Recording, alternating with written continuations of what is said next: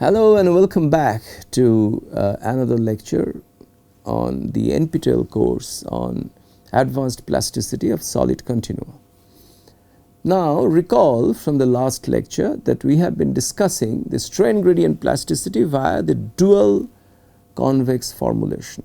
The dual formulation required us to find the dual phi star to the rate function to the dissipation potential phi, and then derive based on phi star the dual rate functional R dual, right.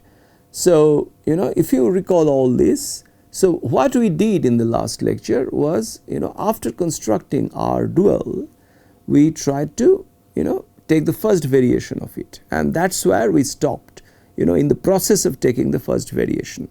So now let us get into the rest of the, process in taking the first variation, so that we can get the Euler-Lagrange equation, essentially the flow rule corresponding to this dual formulation for strain gradient plasticity. Alright, so now recall that we stopped here where actually we had several terms in the expression for delta R dual. Okay, these were the terms. So we were actually treating each term in such a way that this delta alpha, the virtual variation, can be separately taken out, and the factor of that can be put as a single factor properly. Okay, so that we can write the appropriate Euler-Lagrange equation by setting that factor to be equal to 0, that factor of delta alpha. So in the process we have a term, we basically integrate by parts, continue to integrate by parts after doing some manipulations to free this term del alpha. So you see the integration by parts for this will give a divergence again, right. So the procedure is exactly the same, except that I am just not writing explicitly the boundary terms for you each time, I am leaving it to you, so that this will give you some impetus to try and write the whole thing yourself. Okay, if you write it out in a pen and paper, that is the best way to understand things, right. I mean, the lecture gives you the initial impetus to learn, but the actual learning happens based on pen and paper, right. So please do that. So let us now collect all the volume terms together as a factor of the virtual variation of del alpha, because we have actually freed that factor del alpha we are freed, right. So that whole factor of del alpha can be written as there is some calligraphic or script E alpha, right, E alpha, right, and the boundary terms, where this E alpha is basically, you can actually easily extract it to be this. Check that this is right, check yourself that this expression, you also get this expression, okay, by doing the manipulations. The thing is that since now del alpha is essentially a virtual variation of an arbitrary magnitude, as long as it is kinematically admissible. So therefore we basically have to set this whole thing to be equal to 0, because this is the variation of the dual to the rate functional, and for this to be equal to 0, the localization principle tells us that one rather simple way of ensuring this to be 0 is to pointwise make this E alpha to be equal to 0, and that is our fourth order microforce balance. The Euler-Lagrange equation is arrived at by just setting E alpha equal to 0. So now recall this, why is it fourth order? So let us see, this E alpha has what kind of a term? Just take a look at this term, right. Y is basically D inverse x. X has second order partial derivatives with respect to space of alpha. So y will also therefore have second order partial derivatives with respect to alpha in space. grad of y will have third order partial derivatives with respect to alpha, of third order partial derivatives of alpha, and divergence of grad of y will have fourth order. That is the reason why basically it is a fourth order partial differential equation, a fourth order equation, you know, just this. Okay. So the Euler-Lagrange equation. So you may ask the question that one more thing here, very important. So what is the Euler-Lagrange equation? E alpha equal to 0. What is E alpha? Just these terms, all right, all these terms, correct. Now there is no time derivative. If you now go back to the lecture on the primal formulation for the same problem, we had the Euler-Lagrange equation based on the primal formulation where we had the time derivative of alpha also, right, and second order space derivatives of alpha in the Macroforce balance. Now what we have is fourth order partial derivatives of alpha with respect to space variable space and no time derivative of alpha anywhere. You understand? So the time derivative is gone now. That is a very interesting thing, but the cost of this is that the Euler-Lagrange equation has become fourth order PD in space. This is a very important point, and please keep that in mind. Now let us give you an illustration, a specific case, right. Let us say that only the mechanical part of the free energy, let us write the part of the free energy associated only with alpha we will write. We will not write the free energy associated with the standard term, elasticity terms and all that, because after all we are taking the virtual variation with respect to alpha, right. So all the other terms will go to 0. So let us take this psi as a function of alpha and grad alpha this way. Okay, this is the strain gradient term with a length scale L square put in here. You get the point? So now let us use the formula. We know that the Euler-Lagrange equation is E alpha equal to 0, right, E equal to 0. That expression for E you already have from the last slide. Put all this, this expression for psi into that, do the derivatives, and you can see that basically then for example the derivative of psi with respect to grad alpha simply is this, okay, that comes from the strain gradient term, and that also this term also comes from the second derivative of psi with respect to grad alpha also comes from the strain gradient term. It is L square I is the second order tensor which is identity, right. Of course I need not be just second order, it depends on the nature of alpha, okay. If alpha itself is a tensor, then grad alpha is a higher order tensor, then psi of grad alpha, second order derivative of psi with respect to grad alpha is a still higher order tensor. So basically what we have, therefore I has to be of a similar order, right. So it should not generally be a second order tensor, all right. Then what we have basically here is that the expression for the thermodynamically conjugate force x conjugate to alpha dot is now this, all right. Y is simply D inverse x. The Euler-Lagrange equation is this. Now you see this is fourth order in alpha in terms of this spatial derivative. Why? Because y already has second order derivatives of alpha, because x has second order derivatives of alpha, okay, and y is basically just D inverse x, and the Laplacian of y, you understand what is a Laplacian, right.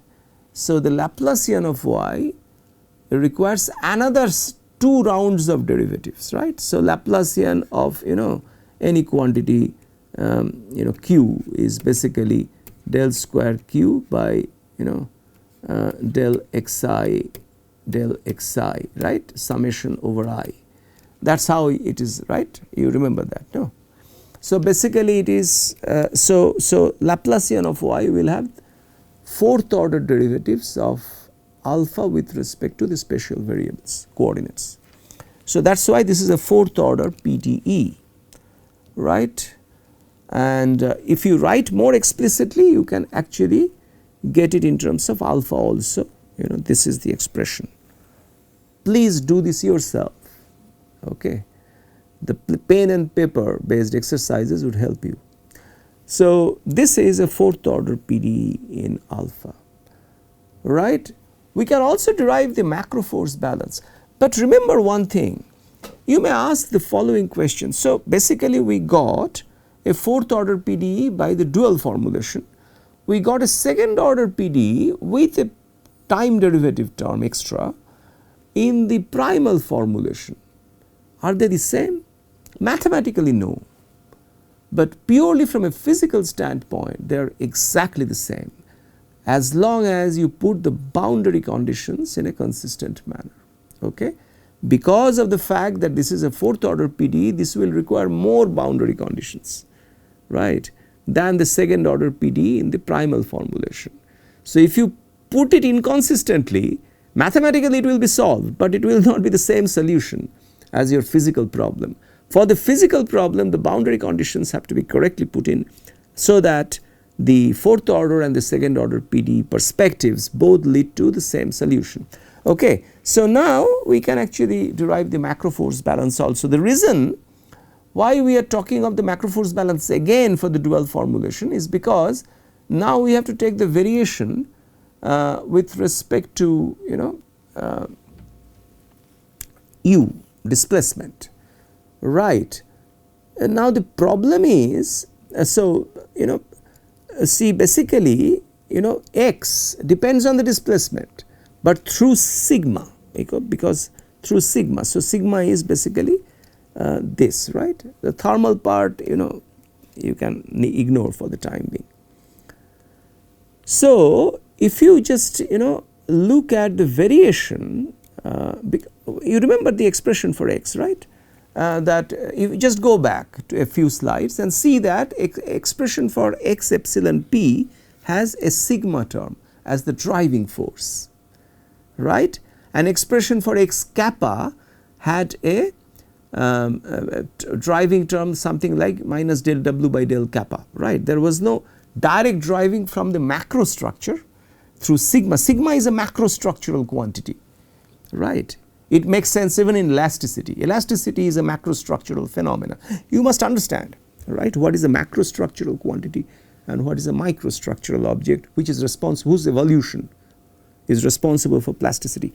Anyway, so that is why del of virtual variation of x epsilon p is del sigma, which is simply C inner product. C is the elasticity tensor, del epsilon, right. So, now if you take del R dual, right, how do you do that? Now, be careful here, you see. So, basically this is a stress based formulation. So, del R dual has to be in terms of del sigma, you get the point. That is why this del sigma, this is basically del sigma, correct.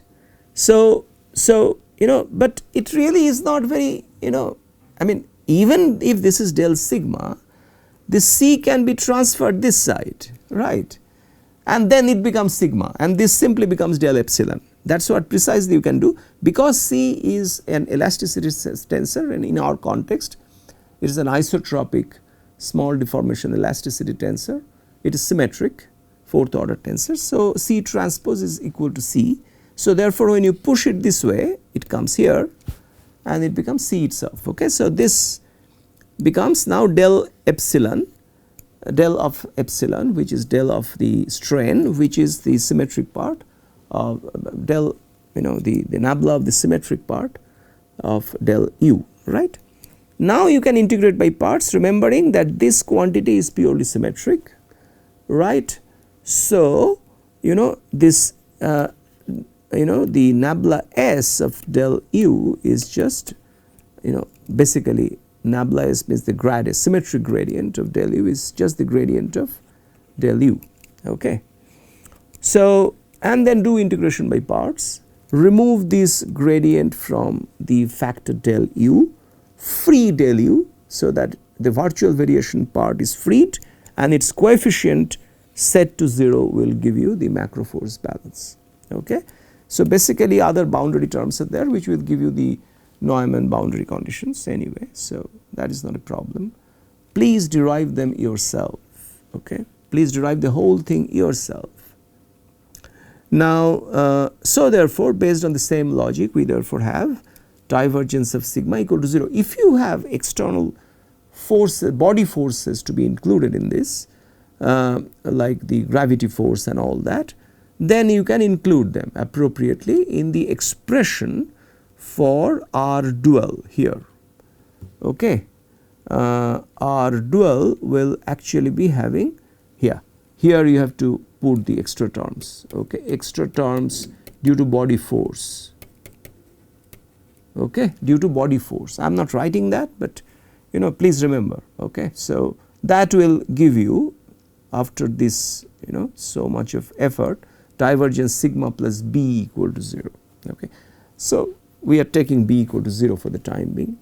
Please ensure that when you do this pen and paper exercise, you include the body force. Right. So, the basic conceptual outcomes based on the exercises we have undertaken is are as follows. So, the primal formulation gives us x equal to d alpha dot straight away. Why? Because x is del alpha dot of phi alpha dot, right. So, that simply gives me d alpha dot, right. The gradient of phi alpha dot with respect to alpha dot. The dual formulation eliminates alpha dot, that is, it expresses alpha dot in terms of capital X and produces a functional purely in terms of the non-local, okay. So, non-local driving force capital X. So, what is the expression for capital X? Remember that capital X was something like A minus divergence of B, right. B itself had some so had its first order derivative of alpha.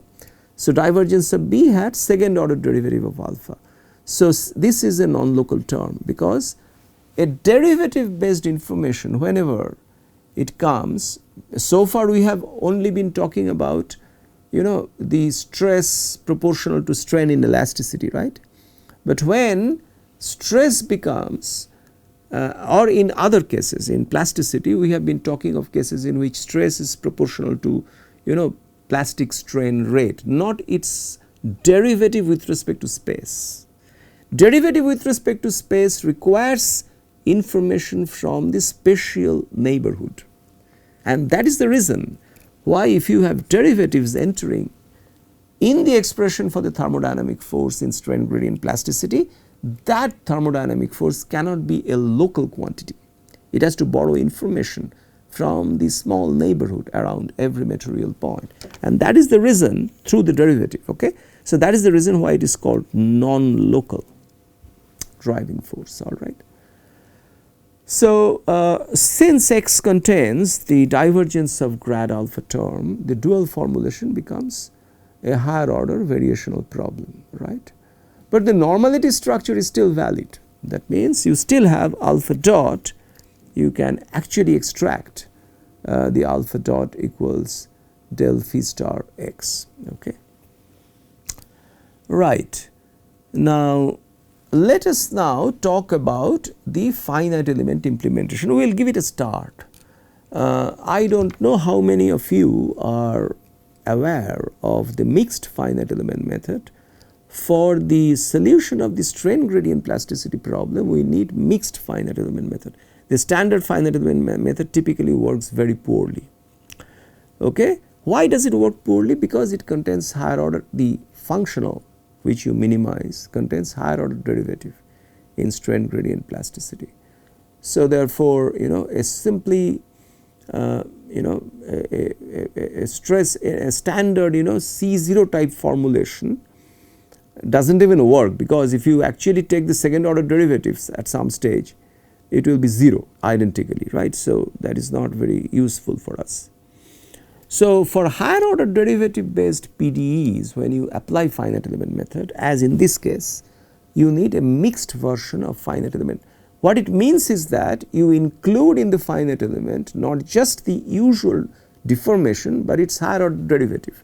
For example, strain is the first order derivative, the standard strain is related to the first order derivative of displacement. That also comes as an extra unknown, not as a first order derivative from the known relation, no, as an extra unknown. The known relation between strain and the first order derivative of displacement is there as an extra term, as a constraint. That means this unknown epsilon has to be found, or the stress sigma has to be found in such a way that this constraint is met not exactly but as closely as possible. That is the idea, okay. So, we will discuss this a little bit. So, let us ignore the heat transfer aspects, because we want clarity in what we are trying to understand. Heat transfer is not central to that. So, let us remove that, okay. You can put it back anytime you want. Consider the incremental problem, because in finite element for plasticity we need the incremental functional over Tn to Tn plus 1.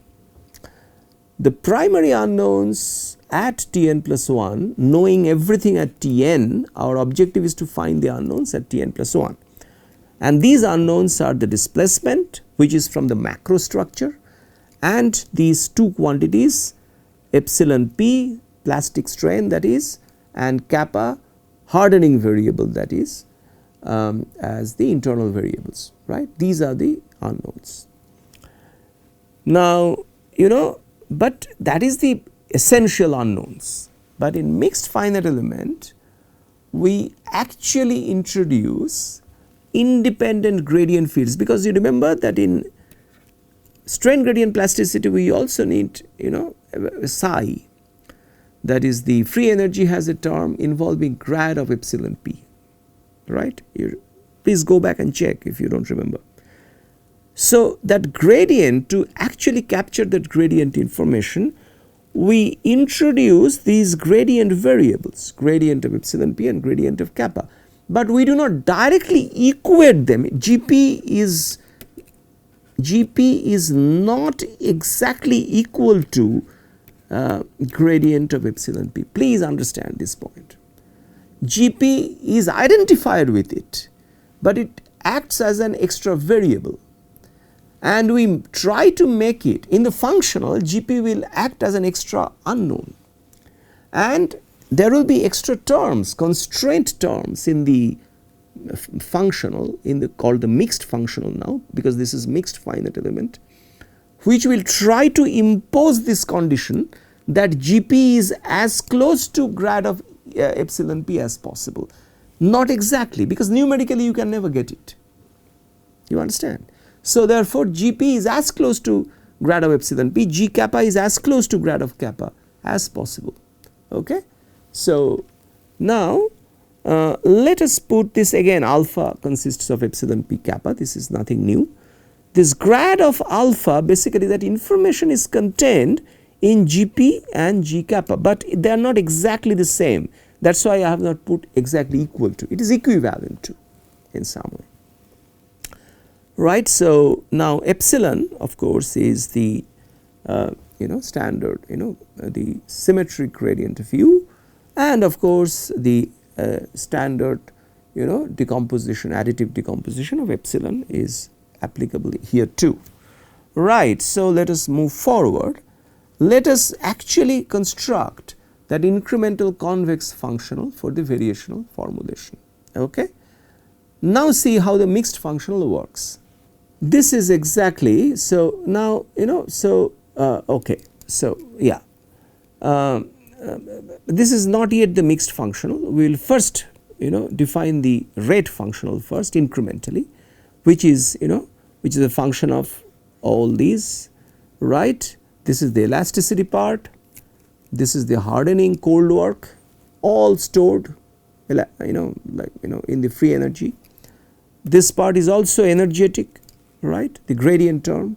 but the gradient term is now not written in terms of grad of epsilon p square, it is written in terms of gp square, because gp is identified with grad of epsilon p, but not the same. Okay. Similarly, this other strain gradient term, and we have the extra term associated with the dots. Okay. So, these are essentially this term. Okay. This is the the phi, this dissipation potential term, right, is coming here. Remember, dissipation potential is phi alpha dot equals half of alpha dot, okay, this d alpha dot, right. Instead of alpha dot we are writing alpha n plus 1 minus alpha n by delta t, something like that. Okay. So, that is why all these delta t is here, this is one part of alpha, this is the other part of alpha, like that. Okay. So, and of course, we have to put this external power within this incrementally. Okay. So, now we have to impose these constraints, that I want my Gp in such a way that Gp minus grad epsilon p ideally should be equal to 0. Similarly, G kappa minus grad of kappa will be ideally equal to 0. How do we do that? We do that by Lagrange multipliers. You may be already aware of Lagrange multipliers, right, through an optimization course which you may have taken in your college, or you may have taken from NPTEL, right. Look for such courses in NPTEL, there will be many optimization courses available, right. So, now the issue is these Lagrange multipliers, let us call, because there are two constraints. What are the two constraints? This is one, this is the other. Okay. Now, the corresponding Lagrange multipliers, call them cap z p, cap z kappa, all right. Now, the mixed Lagrangian, the saddle point problem will be this, your L, which is the mixed Lagrangian, this pi n plus 1 which we already discussed here, right, which is the rate functional essentially, right, the discretized time discretized rate functional, okay.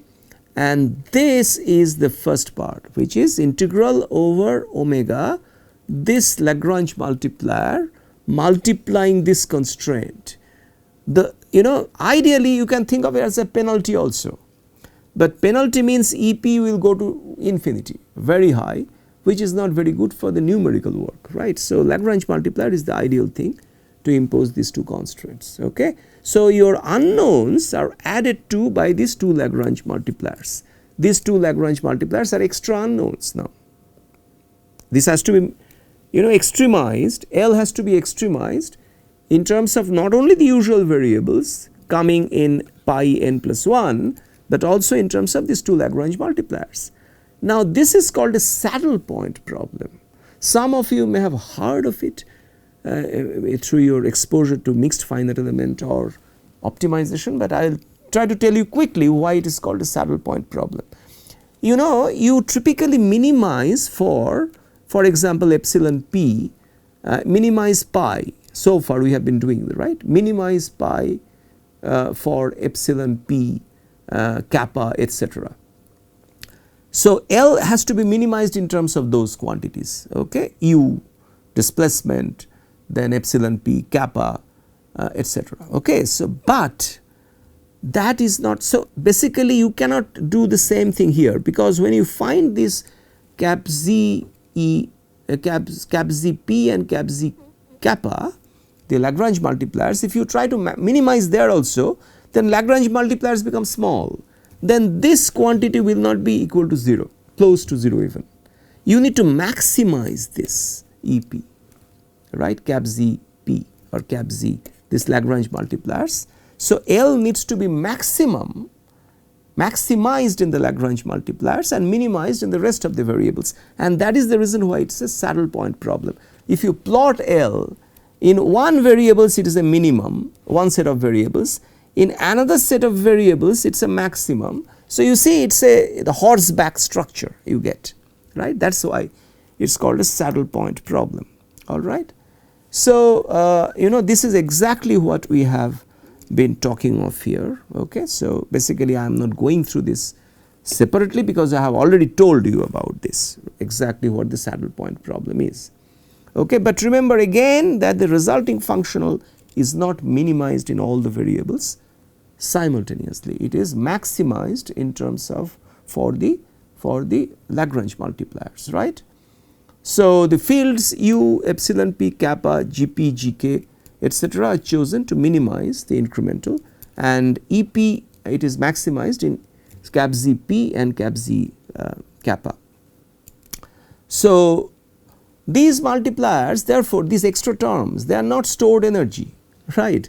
So, there is no reason why you should be minimizing them anyway, right. So, you should not look upon these two terms, this term and this term, as anything related to stored energy, right. It is just to enforce that constraints, those two constraints, right. So, this is what essentially, so the saddle structure of the functional, energy lowering in one set of variables and constraint enforcing in the others. In the next lecture we will be discussing the rest of the mixed finite element formulation, how to do that for this strain gradient plasticity problem. And following that we will be starting with a new idea, that a new topic, which is the two temperature, an effective temperature based modeling of viscoplasticity. Again we will be continuing with the small strain setting. We will come back to the large deformation plasticity towards the absolute fag end of this course. Okay. So, I hope you have been following these lectures properly and learning things with interest still ignited sufficiently to continue learning. So, I will see you back in the next talk. Thank you very much for your attention.